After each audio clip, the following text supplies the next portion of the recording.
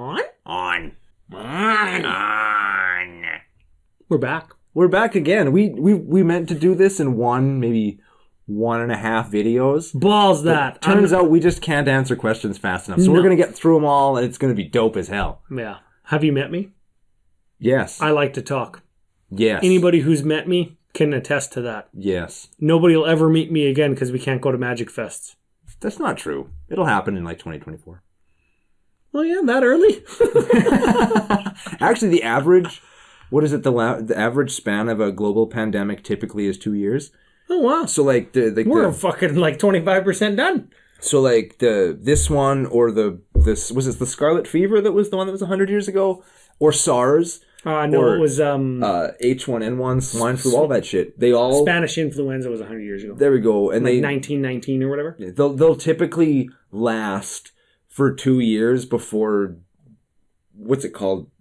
Herd immunity, societal. Don't immunity? Use that fucking word. Whatever the word is that you use, where they know. I know what you mean. Where you're not we can go outside and yes, the virus is still out there, but we're not afraid of it anymore.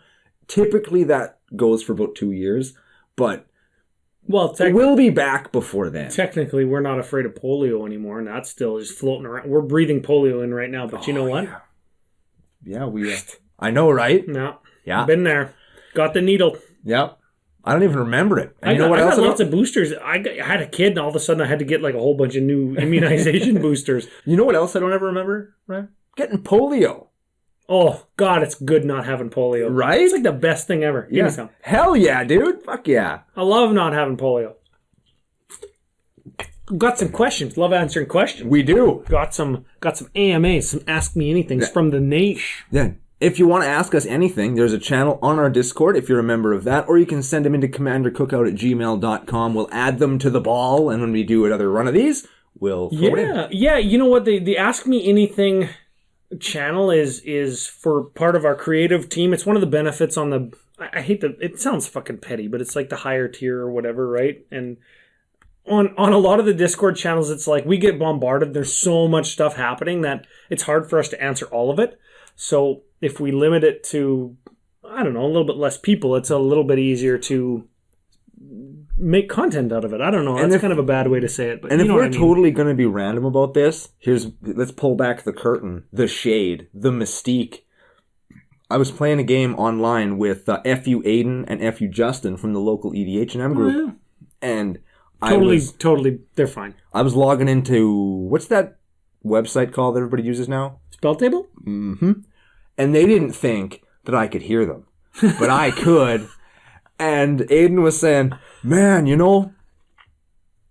this guy works in like a high-tech field and he's got all of this technical knowledge of how all those things at the radio station work. Why can't he figure out a fucking website? What a fucking dick. It's true, though. He didn't mean it maliciously. I definitely took it as the rib that it was. But son of a bitch, I'm the worst, and I have a really hard time keeping up with Discord, but I do my very best. No. It's not that I don't read everything on there, because I do. It's just sometimes it's so far past me, I miss out and I can't you log on, or you shut the app on your phone for like an hour. You come back on because somebody tagged you, and there's like 700 messages. Yeah, which is great. I love it. We've got like literally the best. Yeah. We always say it, and then we always say, well, it's not because they're our audience. It's because they're the fucking best. And and they are. Some of my really good friends online are all the Magic CCO peep that have come to me, or I've reached out to them. Yeah. It's like, you guys are all legit. So you make so many friends through Discord, and that's awesome. I love making friends. It's my second favorite thing. Well, what's your favorite thing? I don't know. I always say things are my second favorite thing, so that in case there's a better thing, I haven't been. I always add a qualifier, like an asterisk. It's like the matzo burger is like, from A&W, is like maybe the best burger I ever had, just as an example. It's not the best, but I haven't had all the burgers. But the matzo burger is a fucking good one. It's medium. It's my go-to hangover burger. Oh, my go-to hangover burger was that burrito that I ate before we came out to your house. Oh, yeah, you said you had a headache. Yeah. Not an AMA question, so let's get to them. Okay. Part 1 of 3. So we got to be a little bit expedited. Well, we got it. And the answer is yes, before I even say what the question is. Yes. Would we build and mix and drink cocktails that CCO Nationalites submit on Discord?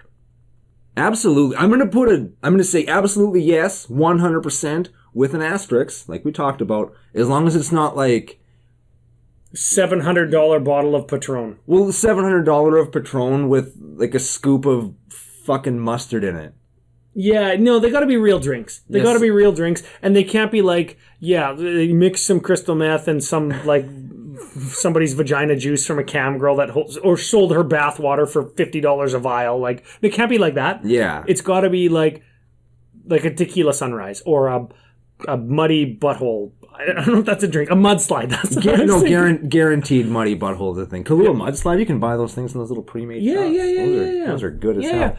If you have good drinks and you're interested in submitting drinks, or if you're interested in sharing drinks and recipes, drink recipes, food recipes, what have you, maybe we want to open up a channel for that on the Discord. I'd check it out and send them in. I know that lots of members of the nation like to cook. We like to drink. We like to share local brews, especially if the brewery or their website allows you to order beer.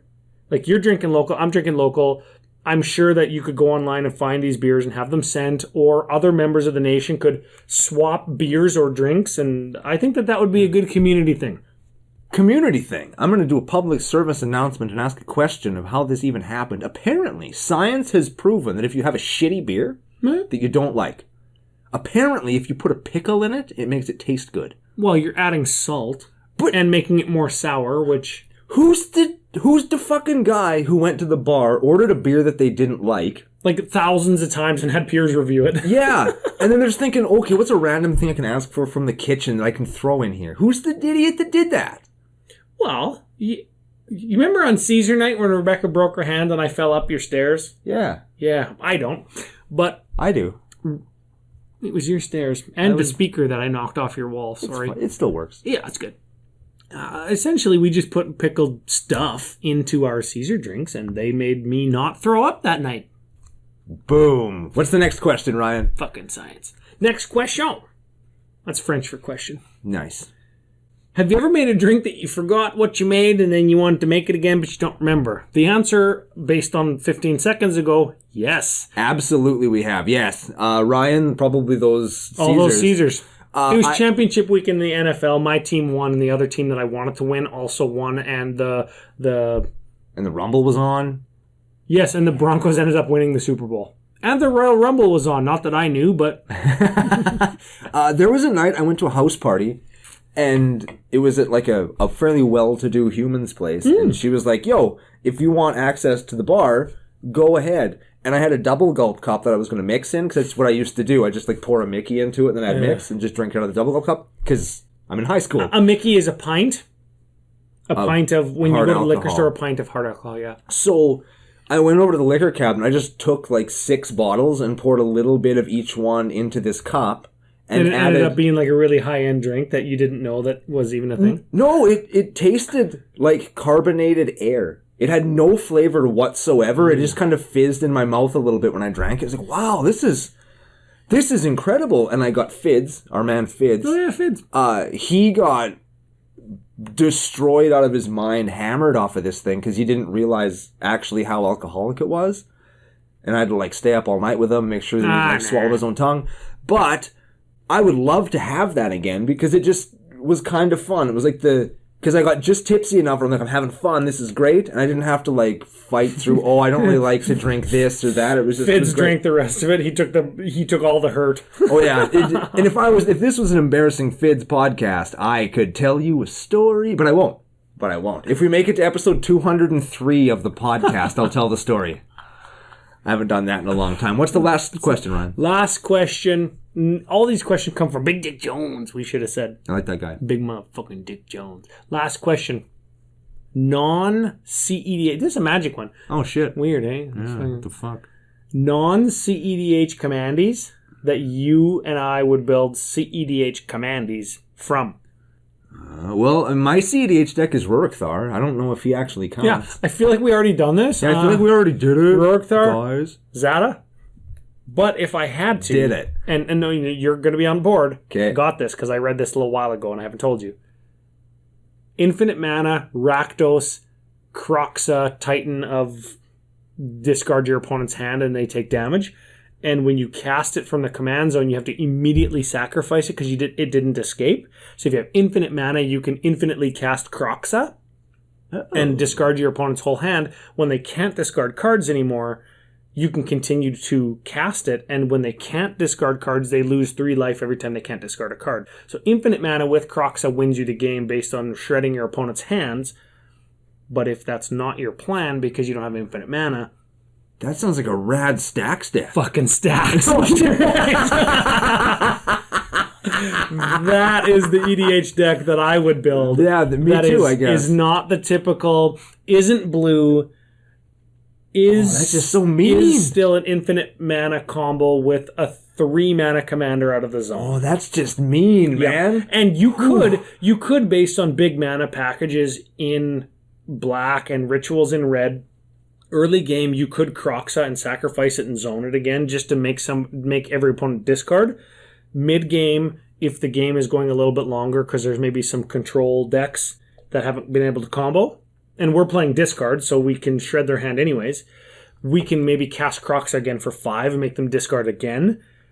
And that's going to slow them down long enough with our stacks pieces that we can find our infinite mana, because remember, we're playing black. We got all the tutors. Yeah. Including that new Vampiric Tutor? No, Grim Tutor. Grim Tutor. Got the new Grim Tutor that we can eventually find our infinite mana, and after we've survived long enough, infinite Kroxa to kill everybody. Boo. That is cool. That's push the plunger down and the dynamite blows up? I got it. Hell yeah. So big thank you to all of the Patreon supporters, the creative team members. We love the AMA questions. Keep them coming. We got, I think, how many? 3 videos? Yeah, we got a few more that we didn't get to. We're going to save them until next time. And we'll see you then.